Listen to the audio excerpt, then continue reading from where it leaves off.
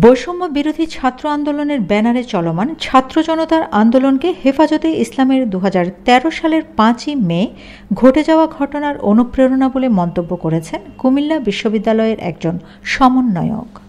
গত ১৩ই আগস্ট কুমিল্লা শহরের মাদ্রাসায়ে আশরাফিয়া নামক একটি মাদ্রাসায় হেফাজতে ইসলাম বাংলাদেশের উদ্যোগে আয়োজিত এক অনুষ্ঠানে এসব কথা বলেন কুমিল্লা বিশ্ববিদ্যালয়ের সমন্বয়কদের একজন আবু মুহাম্মদ রায়হান।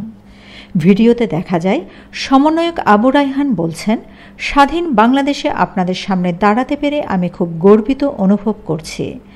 আসলে এর আগেও বিভিন্ন জায়গা থেকে আমাদের দাওয়াত দিয়েছে, সব জায়গায় না গেলেও আলেম ওলামাদের সম্মানে এই দাওয়াত কবুল করেছি আমরা। আর আপনাদের বলতে চাই, আমরা ৫ই আগস্ট আমাদের সংগ্রামের যে সফলতা পেয়েছি এটা মূলত ২০১৩ সালের ৫ই মে হেফাজতের যে রক্ত ঝরেছিল ওই রক্তের প্রেরণা।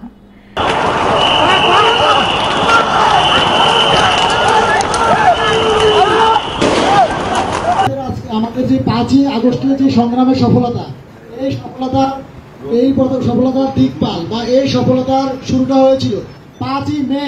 হেফাজতের যে রক্ত ঝরেছিল, এই রক্ত থেকে আমরা মূলত এই সংগ্রামের প্রেরণা পেয়েছি।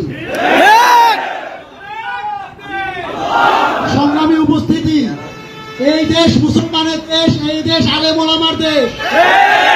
এই দেশে ভারতীয় অধিপত্যবাদী কোন ধরনের এজেন্ডা বাস্তবায়ন করতে দিবে না। আলেম ওলামা ছাত্র সমাজ বাংলাদেশের বিরুদ্ধে আগামী দিনে যে কোনো ধরনের চক্রান্ত আসবে একসাথে আমরা রুখে দেব ইনশাআল্লাহ।